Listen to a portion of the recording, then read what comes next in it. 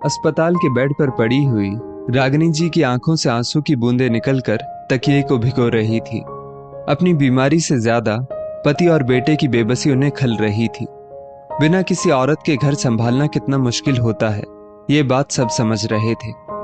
दोनों का उतरा हुआ चेहरा और बिना स्त्री के कपड़े देखती तो आंखें खुद ब खुद भर आती थी। पता नहीं कितने दिनों से दोनों ने ढंग से खाना भी खाया होगा या नहीं। जब ठीक थी तो प्यार से या डांट डपट कर कैसे भी कुछ ना कुछ खिला ही देती थी, लेकिन अस्पताल में पड़े पड़े सिर्फ चिंता करने के अलावा कुछ कर भी तो नहीं सकती थी।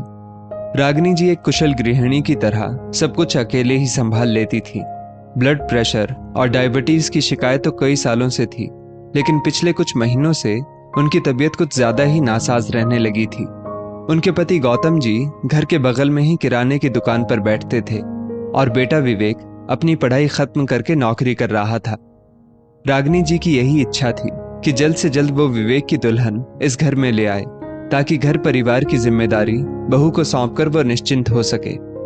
बहू की खोज में ही थी कि अचानक से एक दिन हृदय आघात के कारण उन्हें अस्पताल में भर्ती करना पड़ा। इस बार तो उनकी जान बच गई, लेकिन डॉक्टर ने कहा था कि उनकी हालत अभी बहुत नाजुक है। छोटा सा झटका भी उनके लिए नुकसानदायक हो सकता है। अब पिछले 4 दिनों से वो अस्पताल के बेड पर पड़ी पड़ी बस भगवान से यही दुआ कर रही थी कि भगवान बस उन्हें थोड़ी सी मोहलत और दे दे, ताकि वो अपने बेटे का घर बसता हुआ देख सके। 1 हफ्ते बाद रागिनी जी को अस्पताल से छुट्टी मिली। घर में सब कुछ अस्त व्यस्त सा था, जिसे देखकर रागिनी जी को बेचैनी सी हो रही थी, लेकिन अब कुछ दिनों तक वो भी आराम करने को मजबूर थी। जैसे तैसे उनके पति गौतम जी और बेटा विवेक घर और रागिनी जी को संभाल तो रहे थे। जब गौतम जी थोड़ी देर उनके पास बैठे तो उन्होंने जिक्र छेड़ दिया, सुनिए ना, अपने सभी पहचान वालों से कहिए कि कोई लड़की नजर में हो तो हमारे विवेक के लिए बताए। हाँ रागिनी, मैं कोशिश कर रहा हूं, लेकिन पहले तुम ठीक तो हो जाओ। शादी का काम भी तो तुम्हें ही संभालना पड़ेगा ना, गौतम जी ढांढस बंधाते हुए बोले। रागिनी जी उनकी बात पर चुप हो गई, लेकिन मन में उथल पुथल मची थी कि पता नहीं मेरे पास समय है भी या नहीं। इसी चिंता में रागिनी जी घुल रही थी कि एक दिन उनकी ननद का फोन आया। भाभी, एक लड़की है मेरी नजर में, बहुत ही सुघड़ और सयानी है। लेकिन क्या दीदी? रागिनी जी ने अधीर होते हुए पूछा। भाभी, वो लड़की के माता पिता नहीं है, बेचारी अनाथ है, अपनी चाचा चाची के पास रहती है अभी। तो क्या हुआ दीदी, ये सब तो किस्मत की बात है, बस मेरे विवेक को पसंद आ जाए, हमारे लिए तो यही काफी है। रागिनी जी बहुत उत्साहित थी। रागिनी जी बाहर जा नहीं सकती थी, इसलिए लड़की और उसके चाचा चाची को ही घर बुला लिया गया। लेकिन मेहमानों के स्वागत के लिए कुछ तैयारी भी करनी होती है और खुद भी तैयार होना पड़ता है। काम वाली सफाई कर गई थी और चाय नाश्ते का इंतजाम भी हो गया था।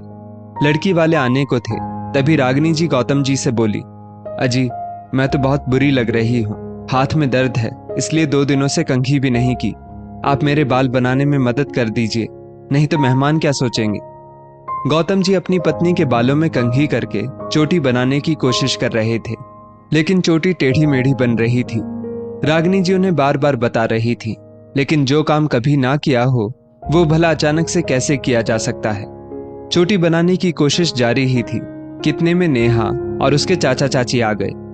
नेहा ने उन्हें देख लिया और बड़ी विनम्रता से बोली, अंकल जी लाइए, चोटी मैं बना देती हूँ। रागिनी जी बोली, अरे नहीं बेटा, कोई बात नहीं, आप लोग बैठो। लेकिन नेहा ने गौतम जी के हाथों से कंघी ली और रागिनी जी की चोटी बना दी। रागिनी जी तो उसी पल नेहा को अपनी बहू के रूप में देखने लगी थी। नेहा थी भी बहुत प्यारी। दोनों परिवारों की रजामंदी से रिश्ता तय हो गया।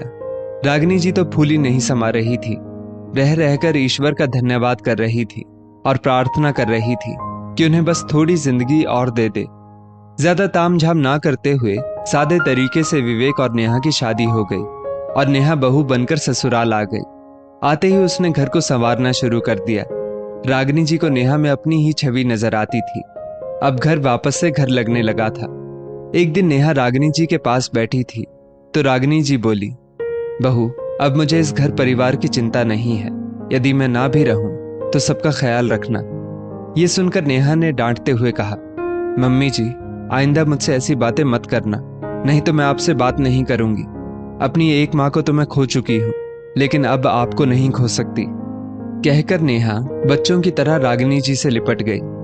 रागिनी जी की आंखें भर आई और उन आंखों में भगवान से बस इतनी दुआ थी कि उन्हें थोड़ी और जिंदगी दे दे।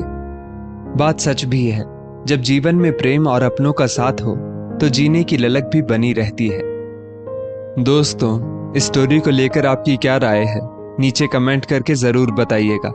और ऐसी ही और भी बेहतरीन वीडियोस के लिए हमारा पेज जरूर फॉलो करें। धन्यवाद।